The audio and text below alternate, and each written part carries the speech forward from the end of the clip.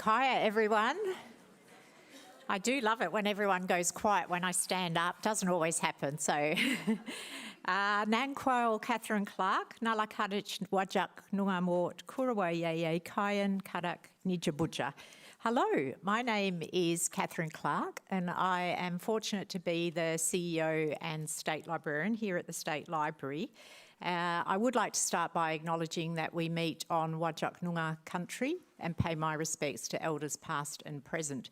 And one of the things that we have done with our food exhibition is incorporate the stories that have been happening here for thousands of generations of people gathering and eating on this land. Welcome everyone to the third and final of the live events that we've had accompanying our Recipe for Life, the Food That Shapes Us exhibition. And I'm not doing full acknowledgements, but I did want to add an acknowledgement to others that might follow. And Julian Tompkin, who's the curator of the exhibition, is with us here. So great to have you with us, Julian.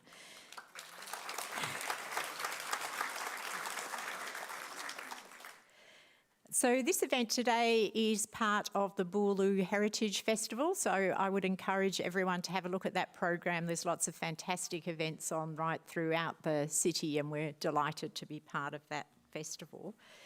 We kicked off our Recipe for Life exhibition with an event where we heard from celebrity chefs and rockstar restaurateurs, and that included Russell Blakey, Kate Lamont and George Kalis, which was a great event. Maybe some of you were at that one too. And then in February, we had an event called Melting Pot, where we explored the very personal stories attached to the dishes that migrants have brought with them to Western Australia, which was also a great event here in the Library Theatre. But we all know that the best parties finish with everyone crammed into the humble home kitchen. So that's where we're focusing today. The iconic CWA Cookery book and Household Hints is a staple, I think, not just in many homes, but certainly in many public libraries. And as we all know, within the dog-eared pages of the precious books, there are deeper stories of family traditions, comforting meals, and stories of resilience or frugality throughout tough times. I'd like to thank the CWA for recently donating 16 copies of their cookbooks to the State Library. It's really bolstered our collection. We haven't quite got the full collection, so we might have to do a call out for the ones that are still missing. But you know, the State Library collects things and we always talk about a 50 to 100 year horizon for our collecting. So we're really happy that we've been able to add to the collection that we already have. And I'm looking forward very much to hearing both our panel and also hopefully some time for you in the audience for stories connected to both this book and more broadly to the CWA. And I'm sure that Felicity and Trish will talk more broadly about the CWA because it's well beyond the cookbook. I'd also like to welcome those people who've joined us today via live stream, especially those who are joining us from the regions. We felt it was really important to live stream the event for those who don't live in Perth, and particularly given the CWA's really deep connection with the regions, so we can share the conversation with everyone. I'd now like to introduce the Honourable Clay Hurst, MLC, to speak.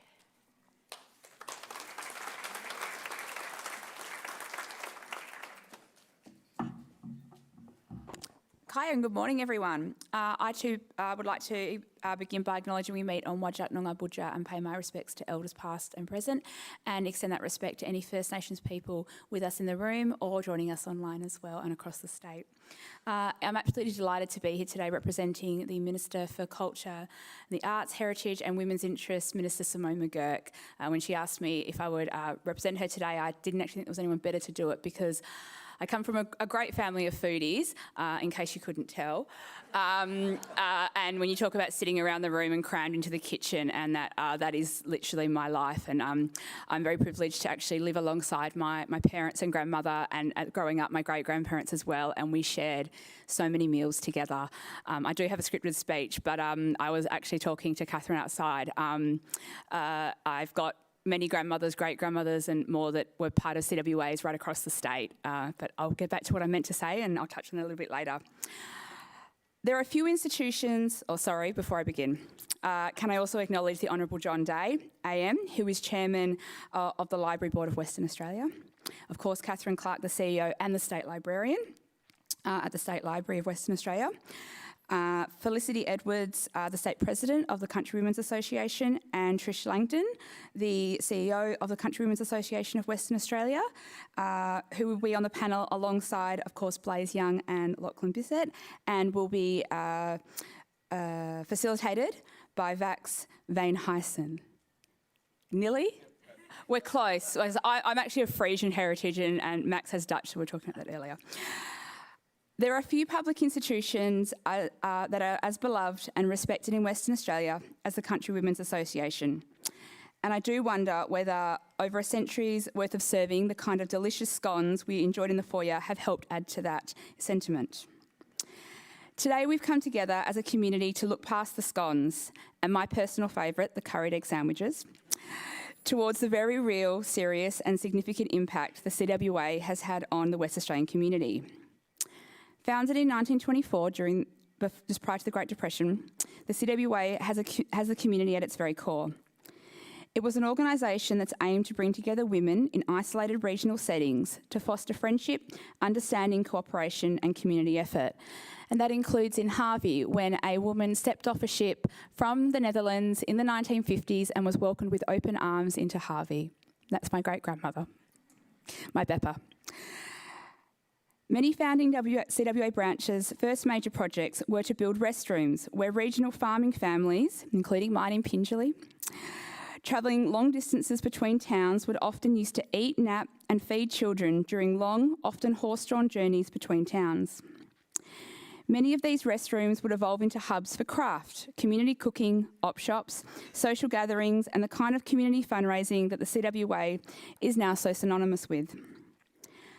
These foundational values mean that, during the Second World War, the CWA would also become an essential fundraising and social service institution that helped West Australian families through the war effort. Tracking alongside these initiatives is the legendary Blue Book, or as it is officially known, the CWA Cookery Book and Household Hints. First published by the CWA of Western Australia in 1936, today's event will chart its influence on generations of both home and professional cooks. Many families have copies of this book that are hand-annotated and passed down between generations, and I look forward to hearing some of the stories this morning. But what strikes me most about this book is the ideas of frugality and resourcefulness that are just as important in 2026 as they were in 1936. There are still so many things we can learn from this book, which is now in its 58th edition. It's so much more than the Anzac biscuit recipes.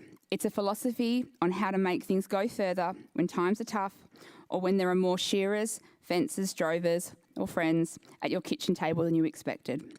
And so I'll now hand back to Catherine to begin today's panel conversation. Thank you.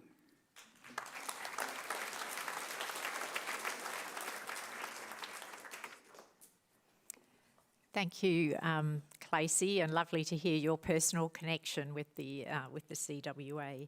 So I'd now like to introduce our moderator for this morning's panel, leading WA food journalist Max Veenhuyzen, and Max will also introduce you to the other panel members who might all like to come up now. Thank you.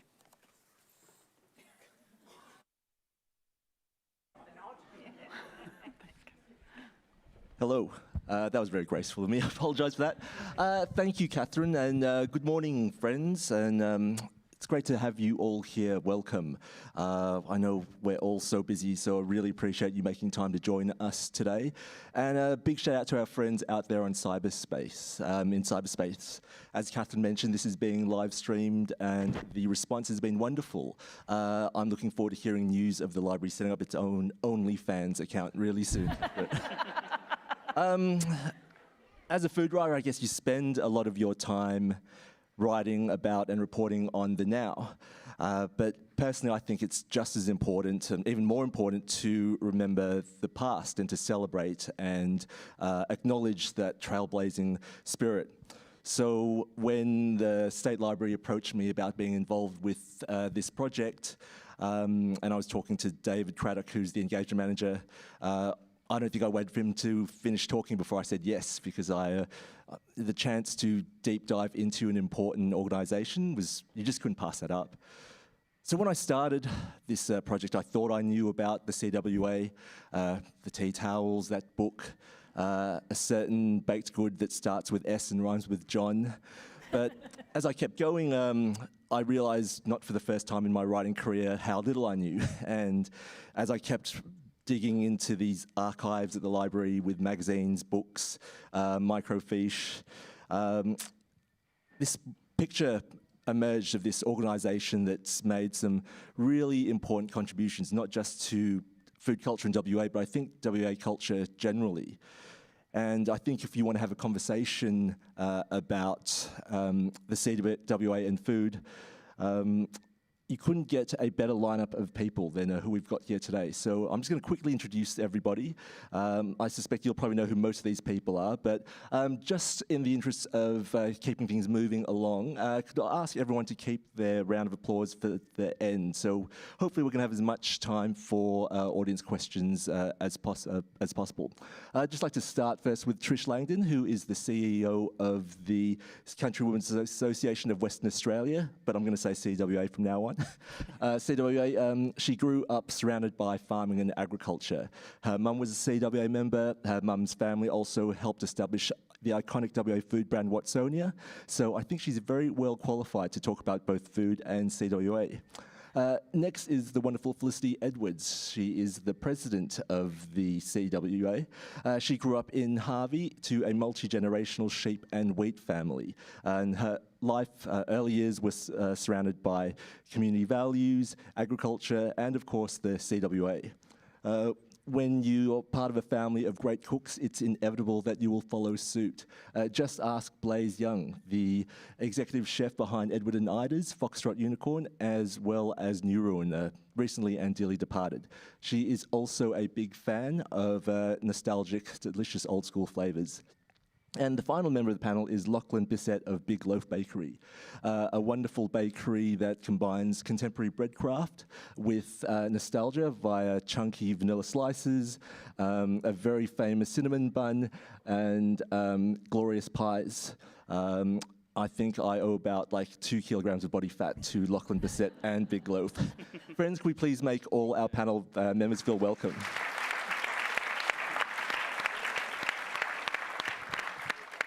Okay, I'm also going to be controlling the slide projector here, so let's see how this goes.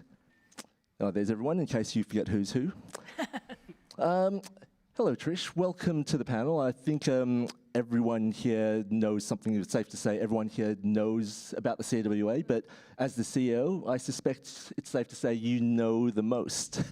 Just so we're on the same page, can you give us an overview of the organisation and I guess the story over the last 102 years? Yes, very quickly. So the CWA, we started in 1924. We were the third CWA in Australia, so Queensland and New South Wales beat us to the chase, but we beat Victoria, so that's always good. Obviously it was just before the Great Depression, and that had a big impact. So it was after the First World War, and I think Western Australia had made a pretty big contribution to the First World War, and particularly country people through the light horsemen. So I think country women, and so there was a lot of opening up. And Felicity and I were in the country last year, and we were talking about how there was parts of the countryside and the wheat belt were open. Then the Great Depression hit. Then so things sort of stop-start. You know, there was a bit of stop-starting in the as time went on. 1931, there was a suggestion that the cookbook be put together, and Agnes Barnes, who's a lady from Scotland originally, she got together with a group of people, and they started collecting recipes. and before it was published in 1936. And the incentive was to make sure that, to get their names in the book. So that was, there were more recipes forthcoming when they were told that they'd have their names in it. But there's a lot of, and then obviously the Second World War sort of started to hit.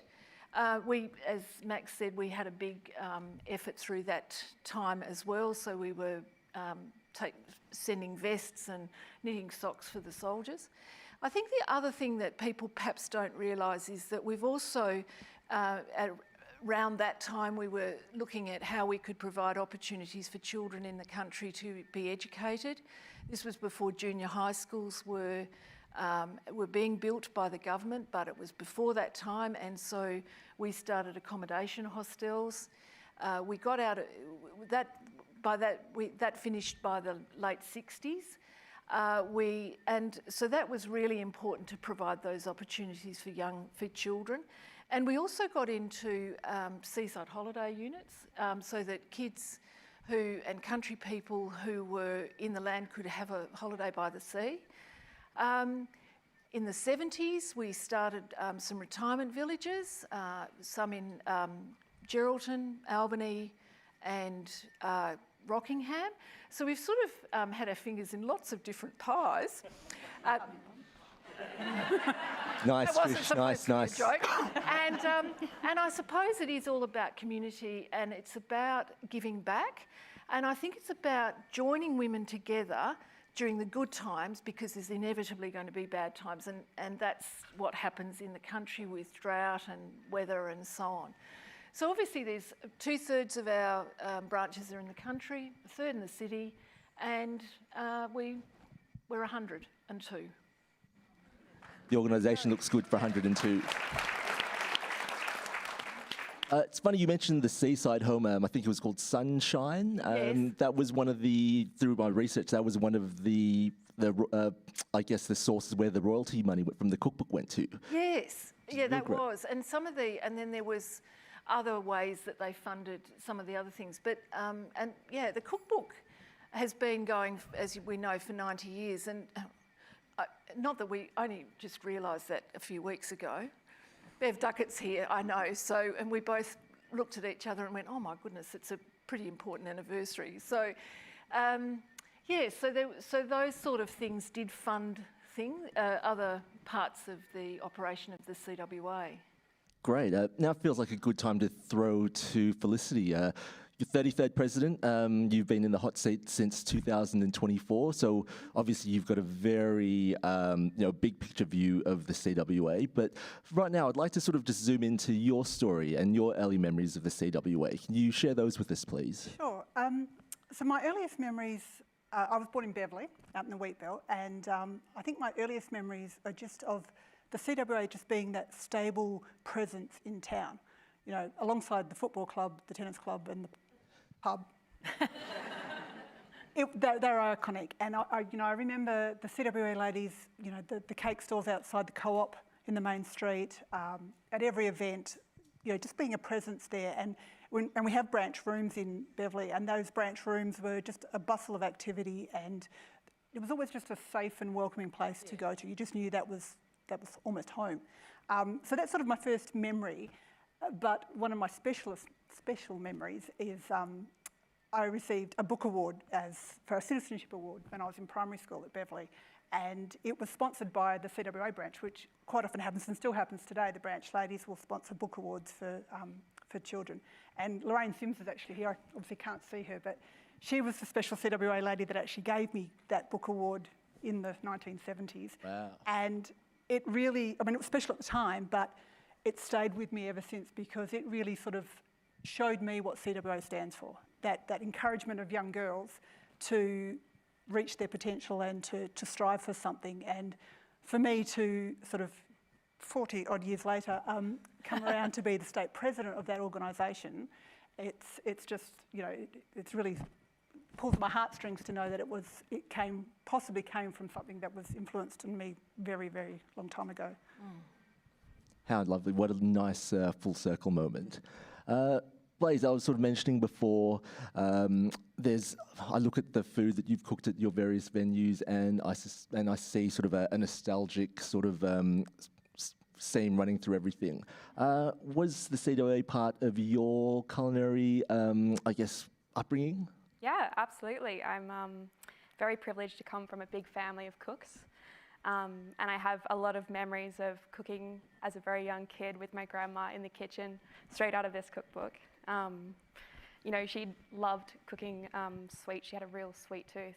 And so one of the big ones I remember is making, they probably don't make it very much anymore, but coconut ice, which is that beautiful coconut sugar, 1 layer of white, 1 layer of pink. So nutritious, so delicious. Oh, yeah. It was absolutely, I was obsessed with it. But my journey kind of went from starting cooking out having those early memories with a book like that to then fast forward. I was actually an untrained chef, so I stepped into the kitchen not having gone to culinary school. And so I kind of felt like I was always desperate to catch up and learn as much as I could. And in order to teach myself, I'd reach for a bit more referential cookbooks. And so I went for some super classic technical books that had really solid foundational kind of cooking advice. And I kind of taught myself to cook that way. And so if my chef would say, hey, we're going to put, scones on the menu, profiteroles on the menu, do you know how to do it? I'd be like, yeah, of course. Run home, check all my cookbooks, read through them, kind of get a really good basis of knowledge, and then come back and bluff my way through it. So it was kind of really important to me during that journey. And then I think when we were discussing this early on, I said one of the special things about this book in particular is the first day that I opened New Ruin, we kind of had our friends and family come through and have that first meal together, where I was cooking the menu for the first time, running the service for the first time. They were all kind of there to give me feedback and be gentle about how I went. And a really good friend gave me a copy of CWA, and it was the first cookbook that was on the shelf in our kitchen.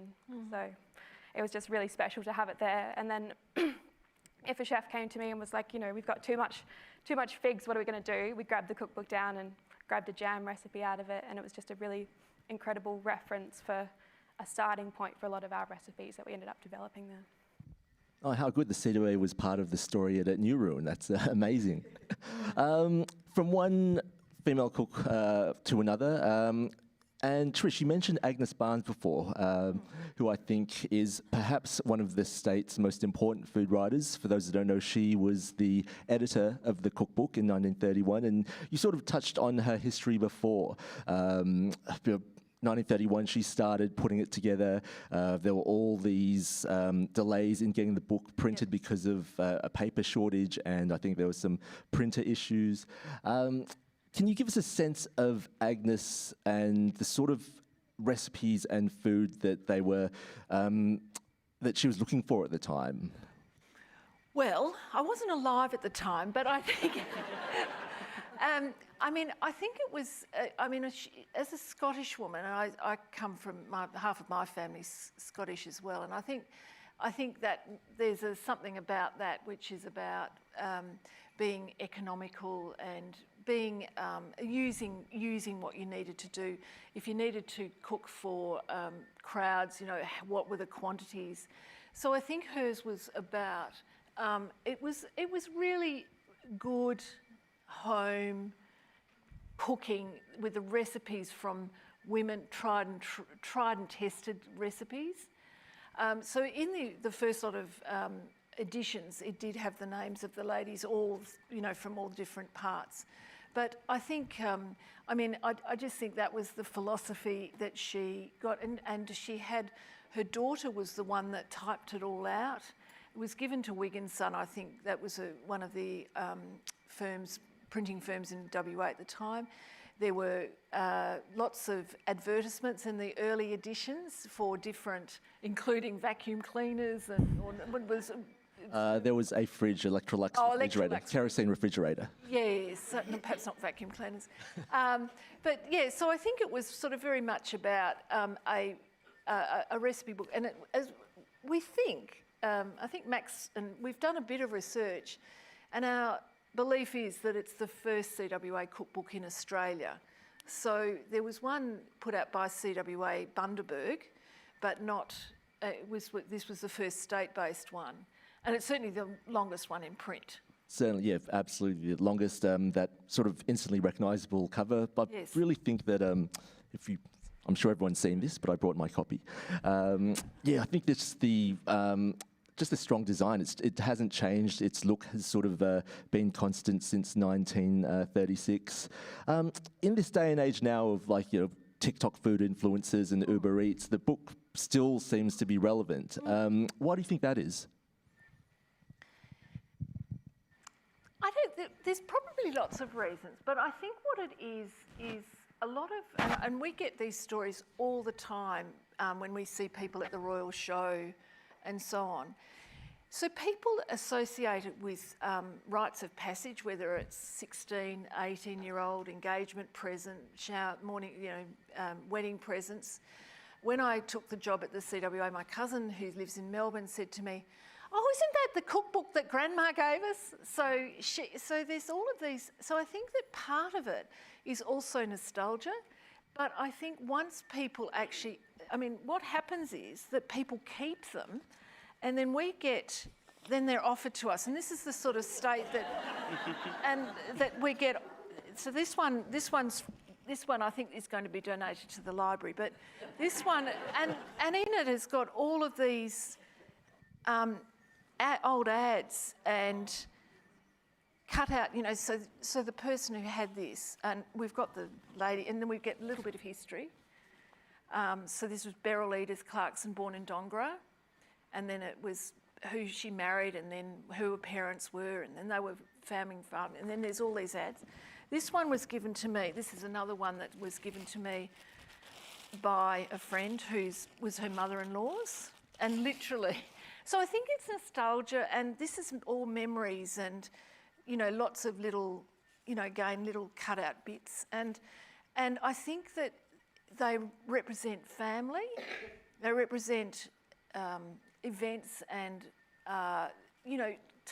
good times. So I think it's more than just recipes, because you can get recipes anywhere, but this represents something else. So it's hard to know. I think there's probably a PhD in it, understanding what it really means. Yeah, how lovely. Hopefully one day someone gives you a nice new copy as well, Trish. Lockie, Blaze, I sort of see a nostalgic sort of classic edible Australiana vibe to the food and the baked goods that you do across all your venues.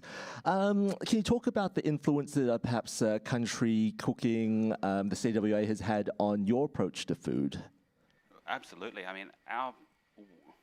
My grandparents were farmers, and I spent as a boy, hours and hours and hours, in the farmhouse kitchen beside the wood-fired stove. And they farmed sort of beef and lucerne, so so there was always steak, chops, and rissoles, in pretty much in that order. Sometimes you have a stew or a roast on a Sunday, and the leftovers that you would make with that were just as good. Whether it was like a cold roast beef sandwich where the beef was just that perfect part in between the fresh bread from the country, from the country bakery with the big high top bursting out, pillowy, or like a cold sausage sandwich and the pies.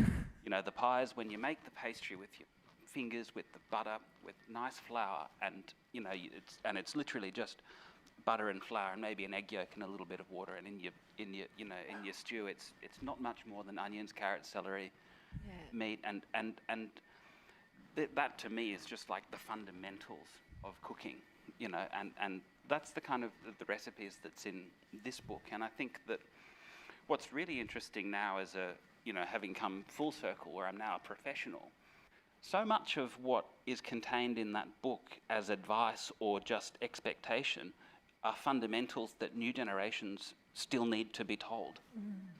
Triple sifting flour onto paper and then, gently putting it in the bowl to make a sponge cake will help your sponge be lighter. I guarantee that.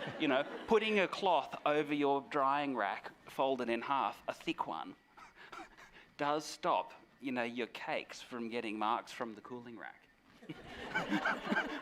That is a good technique.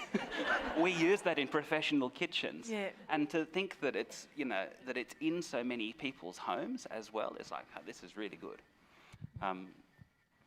Lovely. It's really great. There's what 400 and something pages in the first one. So many recipes. There's just so much wisdom in there. You can sort of open it up and learn something every time. Lockie, while I've got you here, I thought I'd just ask. I mentioned the cinnamon rolls before. I have a love-hate relationship with them, like a lot of people. I hope here. you more love them. Oh, I love them, but I just hate that I'm so powerless to resist its sugary charms. Can you tell us about the origin story of that? I noticed there's a cinnamon bun recipe in the CWA Cookbook. Yeah, there is. Did that have anything to do with it? Yeah, totally. I mean, firstly, I would say, don't hate yourself for liking them. They are good. You don't need to do that to you. We believe in you. The cinnamon buns, I mean, we're quite well known for it as the bun shop, and we make, we've got a blast freezer full of them now, so that, we can, supply as many as people want. But that, to me, is just hilarious because it started off as something that I just used to make at home, on the Sunday morning, because it's a really simple dough. What is it? Flour, butter, milk, eggs. Knead it really gently, and that's how you keep it soft. Not same as a scone. You can't work it too much. You gas it up. You get a nice kind of fermentation character from like quite a high amount of yeast, but like a quick ferment at a warm temperature, and then it's so simple to knock them up.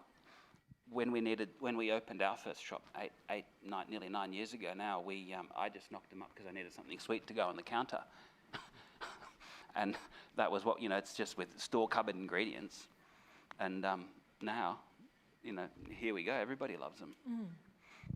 It's funny. But the reason that they're good is because it's the same principles. It's simple ingredients. Don't cut any corners. Make it with your hands. I mean, we now have a sheeter like in the big electric rolling pin. But when we mix the dough, yeah, sure, we mix it in a giant mixer.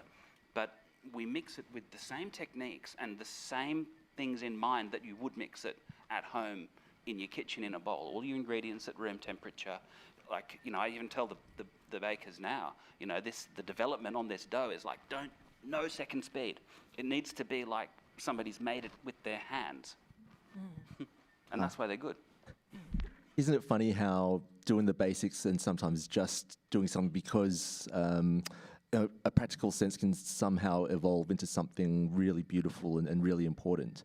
Trish, look, I know I mentioned before the CWA is synonymous with scones.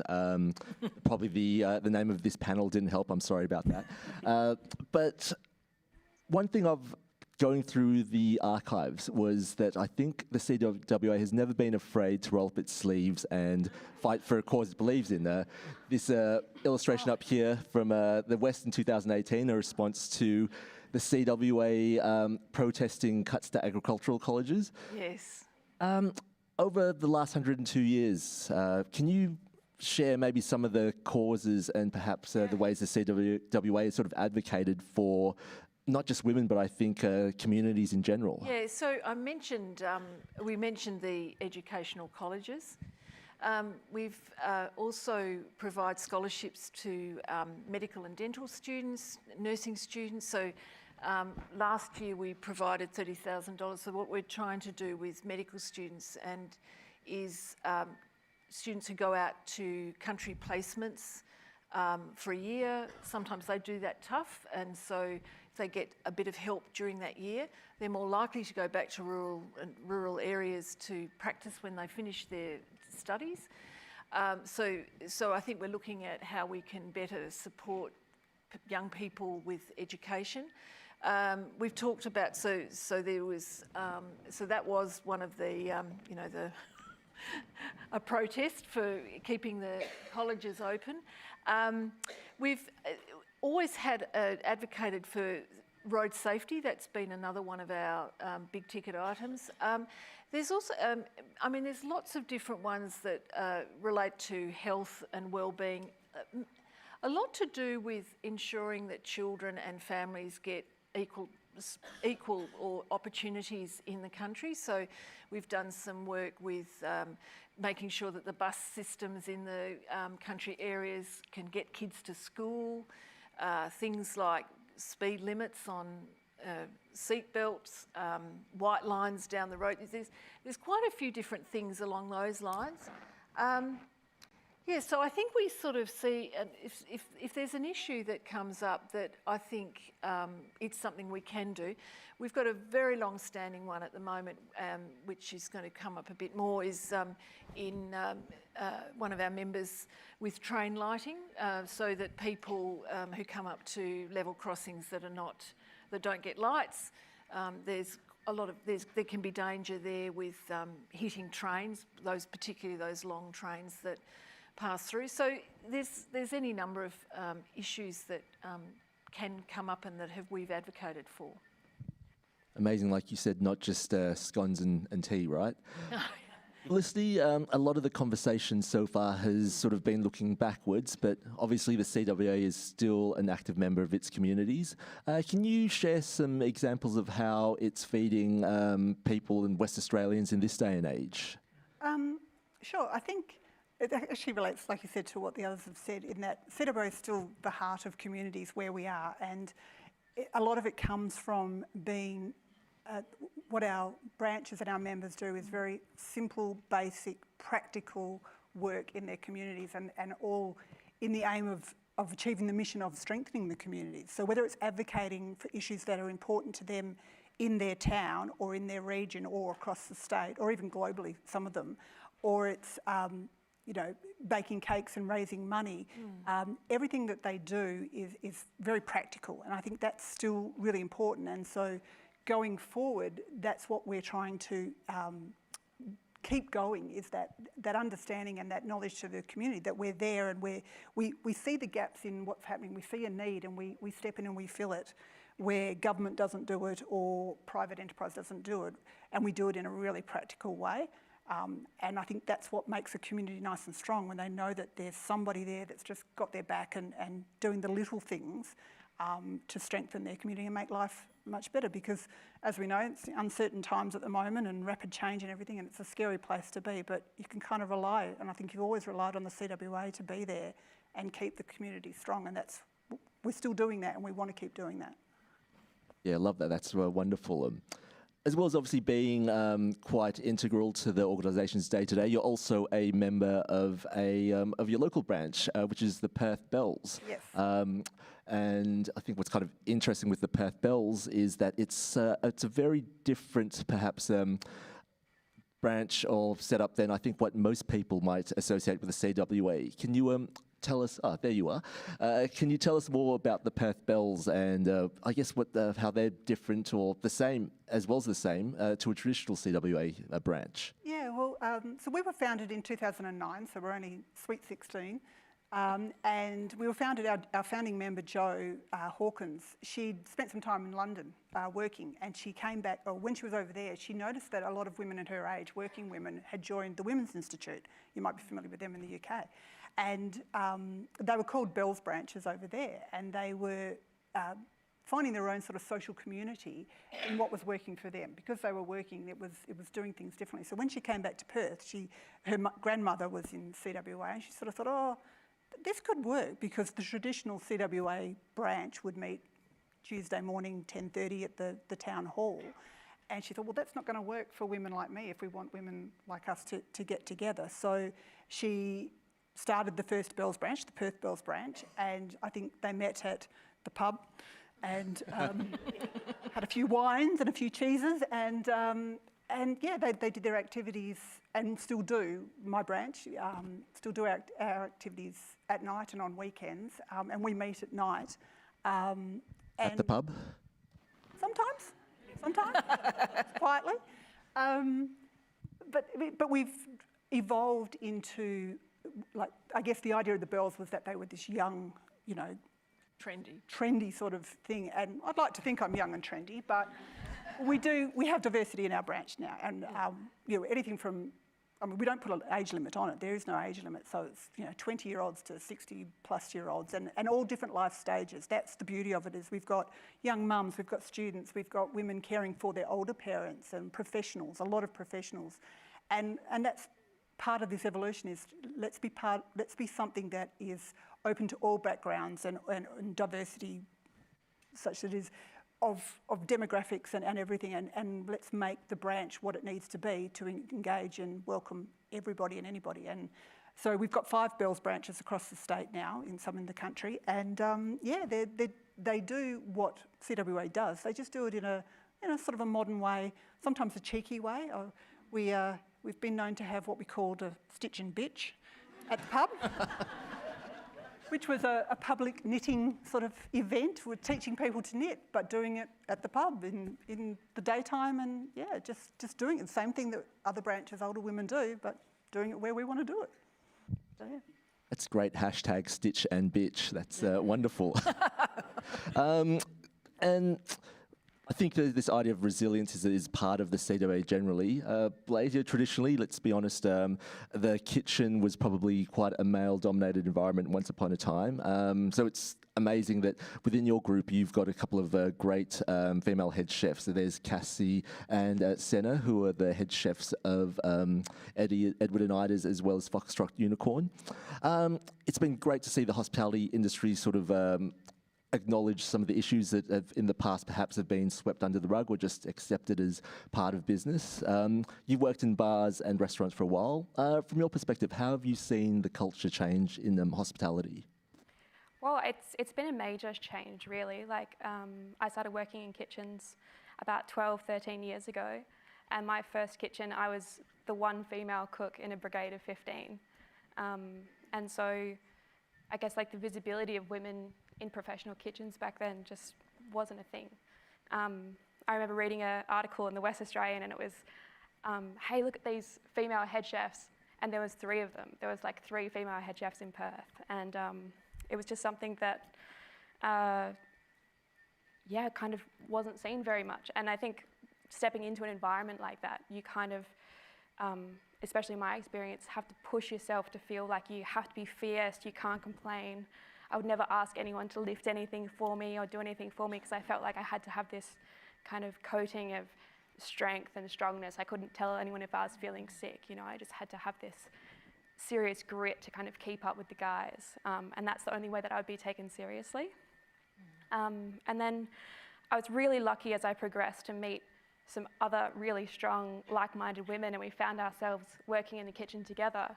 And we kind of made this choice to step away from that traditional brigade system, and I was able to work in an environment where we were still producing amazing food, but we were really working on that culture, working on bringing that beautiful softness of women back into the kitchen and allowing that environment to be a little bit more supportive, a little bit more emotionally intelligent, a little bit more approachable.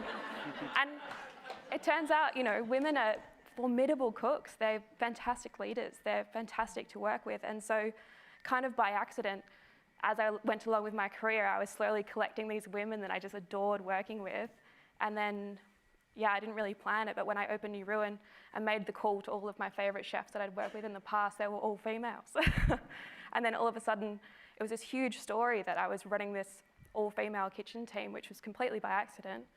And then because of that, I think women started coming forward, and again, we kind of had this beautiful community of knowing that we were the odd ones out. And so I really made an effort to try and introduce myself to as many female chefs as I could, and I guess offer them support as much as I could. We had amazing camaraderie with each other. We would lend each other, kitchen staff if we needed.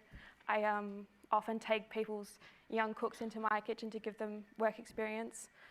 If they ask for it. And I feel like slowly that entire kitchen environment has started to soften up and open up and become a little bit more approachable to women, a little bit more visible for women.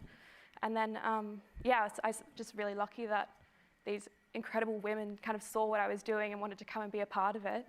And 2 of those people are Cassie and Senna.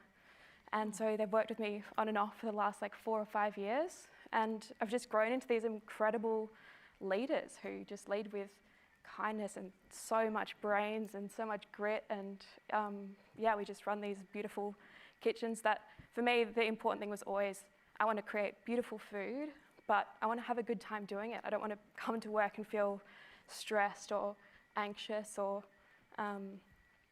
like I have to be this spiky, tough, strong person to be creating beautiful food. So I was just really lucky to meet like-minded people, and it was kind of by accident, but it also makes perfect sense that, we kind of, women are fantastic in the kitchen. Long may that quiet revolution continue, absolutely. Lockie, you've been around bread and baking for a while. Do you think there's a West Australian style when it comes to baked goods and bakeries? Specifically with regard to baked goods and bakeries, I mean, obviously we have, iconic West Australian things like, continental rolls and, long macs that you don't find in the same way on the East Coast. With regard to other, I mean, bread's a funny one because the flour that we grow in Western Australia is very, very, from a baking point of view, is actually very different to the flour that is produced on the East Coast. They have a wheat belt as well. It's not as big as ours. But they certainly produce enough to supply themselves. But the normal bakeries on the East Coast, they mostly only use East Coast flour, whereas the bakeries here mostly only use Western Australian flour, which is harder, which is in some cases stronger. It has like a little bit of a lower ash content, and from a baking point of view, it does make the bread different. And it's funny, it's one of those things, you look in cookbooks and you look at American bread books and they've got this bread with these giant holes and this dark crumb, and it's like, well, that's great with your North American wheat. My job now is to take what I have like around here and use that and that only to make the bread that I think is the best expression of this. So, we work with flour from all around. I've got we use spelt from Mount Barker, where, a farmer has looked to, like a cropping farmer has, wanted to add some value to his, stuff rather than selling his, his raw grains for feed or to somebody else who's going to, hull and mill them. He's got the equipment now and he does that and mills the flour himself. So, I go down, we work together at the mill and, get the flour the way that we want. And now we've got a guy who's using, he's growing like really high grade horse feed in Gingin, and he's growing like wheat as a rotational crop. And because he uses these really, these really beautiful, like proper farming practices that doesn't rely on, high pesticide application, and it's irrigated, naturally, the wheat is just, oh my God, it's absolutely remarkable. Like nothing else that I've ever used on the East Coast or here. The other advantage that we have here over the rest of Australia is that within the, sort of, 3 or 4 hours on either side of Perth, you can, most of the year round, grow most things very, very well. So we, yes, there's, delays in things reaching markets, and not everybody has access to maybe the things that I know that Blaze and I can get through the contacts that we've developed, but it's pretty good stuff. It's pretty good stuff, and I know a lot of chefs from over east come here and they're like, they're jealous. No chefs from Melbourne would ever admit that. They all think we're country bumpkins, which I'm fine with. We know what they're thinking. But it's lovely to see a connection between hospitality, bakeries, venues in the city and the country. I think, and I sometimes feel like we've lost our connection with agriculture, and our food culture is perhaps the poorer for it because we're not really connected with farmers and farming like we once were. I'm sure it's the same for Blaze, and I'm sure that many of you guys in the audience have experienced this, but like there's not much better than the farm direct stuff. When you get like farm killed beasts, it's not comparable to what you get in the butcher shop. Yeah, absolutely, 100%. support our small producers. It's super, super important. Last question for the panel before we throw it open to the audience. Trish, you mentioned before the cookbook's 90 years this year. Yes. The CWA of WA celebrated its centenary in 2024. Yes. 102 years old. Looking forward to, not you, the organisation, 102 years old. What are sort of the challenges and opportunities, I guess, facing the CWA going to the next century? I think, obviously, Felicity's sort of touched on some of it. I think the sort of challenges are, things like social media, the internet, people think they're really connected. I think we're starting to see that people actually need face-to-face contact. And I think that that's what really makes community. It's all well and good. You're not, Facebook's not going to help you when there's a flood. So I think that there's a bit of a thing back to sort of the good old days, if you're not, and wholesome. There's something to do with wholesome connection and a sense of community and uniting people. And you certainly see it in the country, in most places. So I think that the challenge for us, I think, is to make sure that we stay relevant, but we serve what we offer to members is what members want. So there's something about what we've done in the past, but enhancing what we've done in the past, but going forward into the futures that's relevant in the future.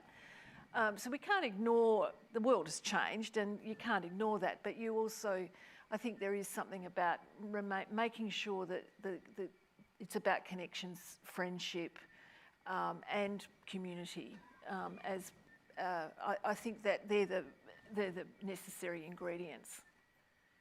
Love that, necessary ingredients. Good tie into the book.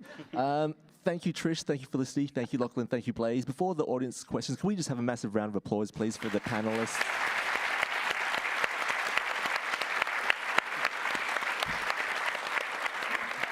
Now, hopefully, we've got a couple of roving microphones if anyone has any questions, and I can't see much other than bright lights. So I'm going to, Mark, there's somebody in the front, in the middle, right across everyone. Could somebody pass that microphone down?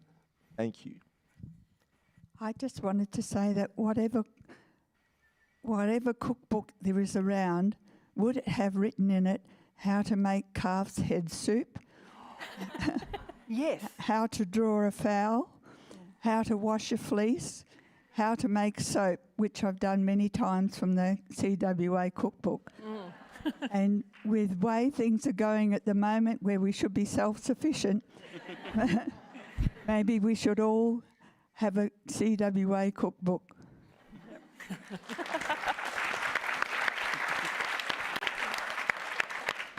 Some questions don't need answers. Does anyone have any other questions or comments? Somebody in the back row up there. I think. You're getting your 10,000 steps today, Mark, for sure.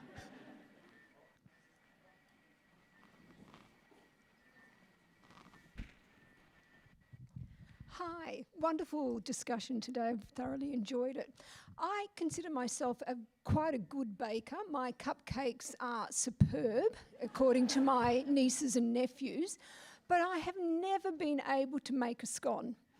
They come out like rock cakes, and I've had people who make beautiful scones watch me make my scones, and they just never work. So do you have any tips for me? What am I doing wrong? Or can one of you come to my place this afternoon and help me out? Because I'd love to know how to make scones. It's not going to be me. It's not going to be me. I'm with you. I make rock cakes. Best rock cakes ever. Lockie?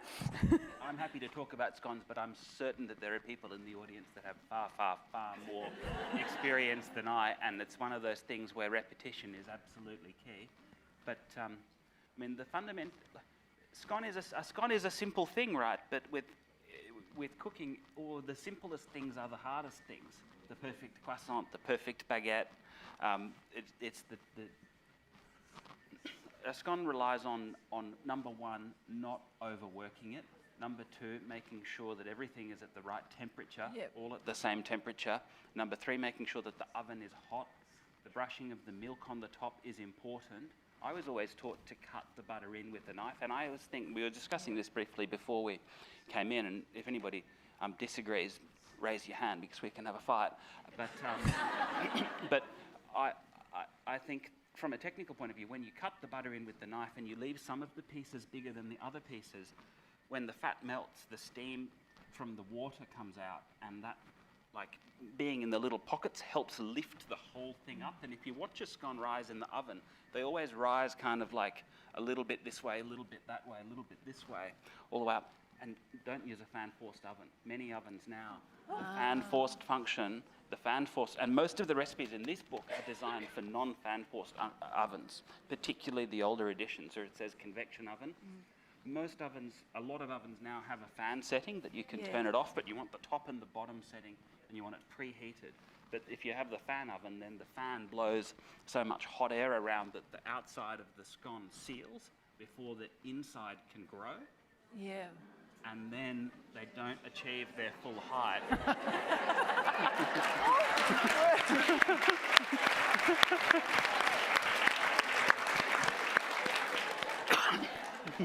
Lockie's only fan-forced ovens is opening It sounds soon. like other people have discovered this through experience as well.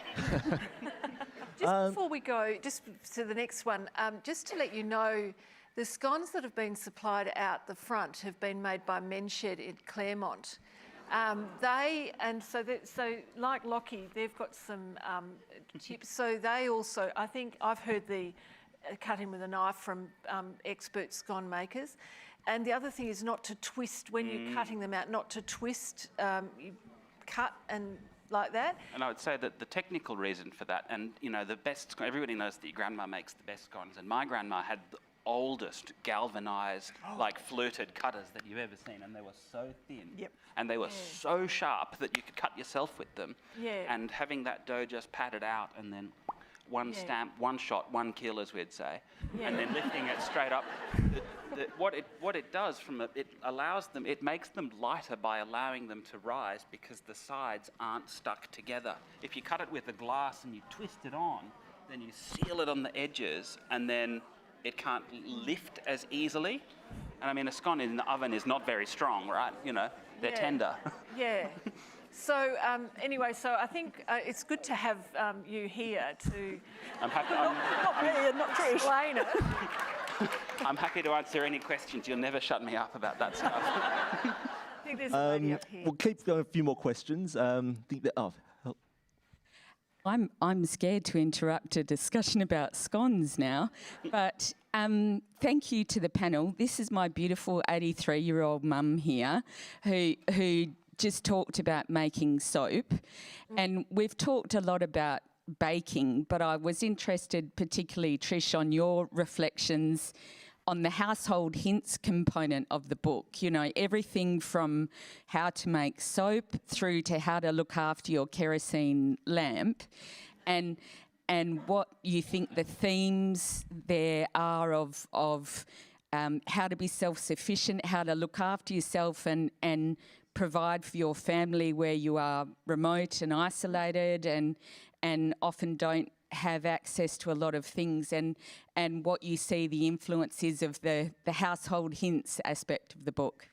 I think, I think there was, obviously they were very important bits, and I suppose my sort of sense is that that was very useful to women. When you hear about the stories of women who went out to some of the new lands, if you like, whether it was up north or even down south with the group settlement schemes, they just had to do everything on their own. They didn't, you know, they just had to discover it all themselves. I think that, you know, so that was obviously an important component. My understanding, and I've been told this by other people, is that some of the areas of the household hints had to be taken out of the book because it did involve poison. And So, but I think, all of that was about keeping households together, those older style hints, how to clean things that we didn't know how to clean. And I still go back and look and sort of say, you know those books that you've got, how do you get, well, probably Biro's wouldn't have been in the household hints, but like things that you just think, how do you get this out of you've spilt something, which is inevitable with me. So you've spilt something on you, and you think, oh, I've just got to get it out. Oh, I'll go to that book because it'll, hopefully it'll be there. So I think you're absolutely right, and I think it was just born of necessity. And it probably, I think that's a history in and of itself, that when you think back to why they had those, that tells a story in and of itself, doesn't it? Gosh, why would you have needed to know all of that? Yeah. Yeah, the internet wasn't a thing back then, right? So, Yeah. for a couple more questions before we wrap up. There's someone over there. Sorry, Mark, we're just going to send you across the different parts of the lecture theatre. Oh, that's joking. I think we're all going home to make scones. But I just have a comment, I guess, for Blaze. You said, I'm completely in awe in what you've said about making the changes in the kitchens, especially what you're talking about, making them softer, making more emotionally intelligent, etc. And you made a comment that, you were lucky to be surrounded by these women. I do also hope that you're taking some credit for that, because strong women attract strong women. So I hope that you understand, not telling you what to do, but, I hope you're also taking some credit for that, because it does become magnetic, and you found, and a lot of us find, that strong women do attract strong women, and that's how you get to make changes. And I guess, back to what Trish and Felicity were saying, same thing happens with the CWA. So, yeah, just a comment. Oh, thank you. And I think that's the amazing thing about women as well. Like, when we're talking about community, I think, I've always found women have such an incredible ability to build community around themselves. And for me, that's become probably the most rewarding thing about being in the food industry and being in hospitality, is that beautiful West Australian community that we've built, not just with women, but because we are such a insular state, we're so far from everyone else, we kind of don't have as much attachment over east, but we have a really beautiful community here, and I think food has one of those incredible abilities to unite and bring people together. One last question. In the front here, this lady. You're the only one I can see, so it's... It's more like a request rather than a question. I've actually brought my CWA cookbook along, and I'd be very grateful if the panel could sign that. Oh. With a view to actually donating it to the library at some future date. So if that's something that is possible, I would be so appreciative. Sure. I reckon we could figure Love something to. out, but yes. Well, come and chat to us later. But on that note, I think, because we've got to, there's something else happening here at 1 o'clock. Again, friends, can we please thank all the panel members for a wonderful chat.